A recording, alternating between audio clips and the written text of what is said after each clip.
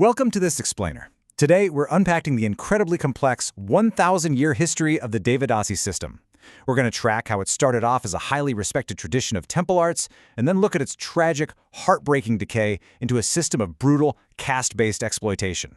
It's a really profound look at how religion and power intersect, so let's just jump right into it. Here is our roadmap for today. We'll start with the origins of the Devadasis and their golden age. Then we'll cover the decline into exploitation and caste and feudal oppression, followed by the resistance and abolition, before ending on their legacy and modern reality. All right, Section 1, Origins of the Devadasis. We really need to start back in the 6th century to understand what the system was actually designed to be in the first place. So, the original Sanskrit root of the word Devadasi literally translates to servant of God. Originally, these women were elite temple artists and ritualists, but as we'll see, over the centuries, this tradition completely inverted. It turned into a total nightmare of hereditary caste exploitation and forced servitude. You have to wonder, right? How does a sacred tradition shift so dramatically into abuse? Well, to understand the fall, you have to understand the height. Society originally held immense religious awe for these women. A Devadasi was considered a Nitya Sumangali. Because she was symbolically married to the temple deity, she could never become a widow. People viewed these women as living embodiments of the goddess Lakshmi. They were thought to bring immense good fortune. Literally, if a Devadasi crossed your path, it was considered a massive blessing. That brings us to Section 2, the Golden Age, stretching from the 6th to the 13th centuries under powerful southern dynasties like the Cholas and Pandjas.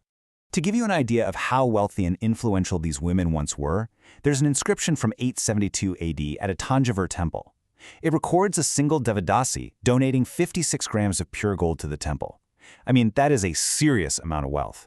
These women weren't marginalized at all. They held property rights, they had political influence, and they enjoyed a level of financial independence that was practically unheard of at the time. And it wasn't just a simple one-size-fits-all role. It was a highly formalized profession with specific ranks and duties. Actually, there were 7 distinct types of Devadasis. Some were dedicated by wealthy families, some volunteered purely out of devotion, and others were intensely focused on performing complex classical dances like the early forms of Bharatanatyam or singing sacred hymns. So the crucial point here is that entering this life involved a deeply ritualized 6-step dedication ceremony called Padakatu. It was essentially a marriage to the deity. This was followed by rigorous arts training, a grand debut performance, and a lifelong assignment of temple duties. It bound young girl to the temple forever. Okay, Section 3, Decline into Exploitation. How did such a respected, wealthy institution rot from the inside out? Let's transition to the darker chapter of this history.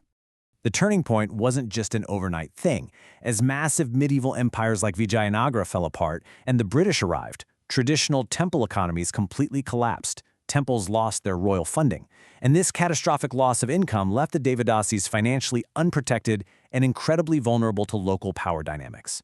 Stripped of their temple support, they had to look outside the temple just to survive. Moving to Section 4, Caste and Feudal Oppression. Let's look at how this economic collapse transformed a sacred tradition into a brutal mechanism for feudal dominance. The reality of the situation became incredibly grim. The sacred dances basically stopped. Instead, the system was entirely hijacked. And this is vital to understand. This evil culture, done in the very name of religion, was deliberately raised up by higher caste people to dominate and suppress the lower castes. It became a systematic process where marginalized, lower caste girls were forced into dedication. It had nothing to do with divine service anymore. It was entirely about guaranteeing a constant supply of victims for sexual trafficking by upper caste landlords. Just look at this terrifying myth documented by French historian Abbe Dubois. It shows exactly how psychological terror and religious distortion were weaponized. The elites convinced the public that exploiting these women was actually a religious virtue. Can you imagine? Furthermore, they brainwashed the victims into believing that if a girl tried to escape her abusers, she would bring a divine curse down upon her entire village. They were totally boxed in by faith and fear. Which brings us to a massive turning point in our explainer. When the highest cultural authorities in your society, the wealthiest elites, are the ones managing and benefiting from the abuse, how on earth do you break the cycle? Section 5. The Resistance and Abolition. The collapse of the Devadasi system didn't just happen on its own. It required a deliberate, confrontational abolition effort from both outside and inside the local culture. This is where Christian missionary support became incredibly important to wipe this out from society. Because missionaries operated completely outside the local caste and religious hierarchies, they could directly disrupt the trafficking pipeline. Take the story of a 7-year-old girl named Prina who fled horrific torture.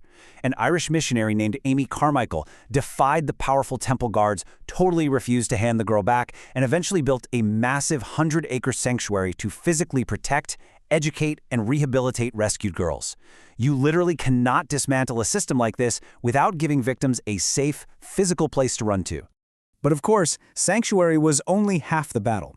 While the missionaries provided that absolutely crucial on-the-ground protection, independent Indian social reformers led the fierce charge to legally and culturally destroy the system from within.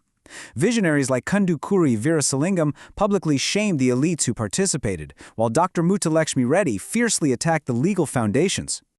Dr. Reddy's fight was nothing short of legendary. As the daughter of a Devadasi herself and the first woman in the Madras Legislative Council, she knew exactly what she was up against. When an upper-caste politician actually dared to stand up on the floor and defend the system, claiming it brought the women's salvation, she dropped this undeniable retort. Boom. It completely exposed the absolute hypocrisy of the higher castes who inflicted this nightmare on the lower castes while keeping their own families totally protected. Their relentless campaigning finally paid off, creating a massive domino effect. Step by state by state, they stripped the institution of its legal cover.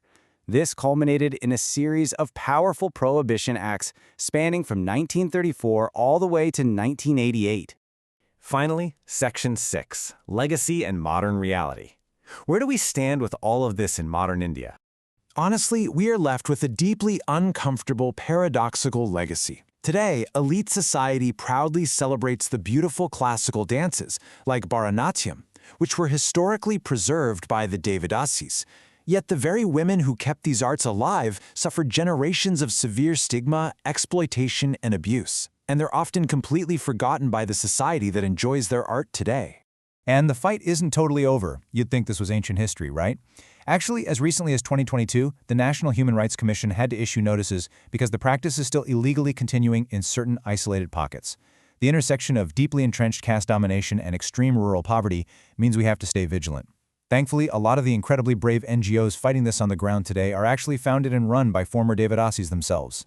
Let's wrap up this explainer with a thought to take away. The story of the Devadasis shows us exactly how high-minded ideals can be twisted by the powerful to exploit the vulnerable. It really makes you wonder, doesn't it? How closely are we examining the cultural norms that we just blindly accept today? How do we make sure history's most vulnerable aren't left forgotten in the shadows of tradition? Thank you so much for joining me, and keep questioning.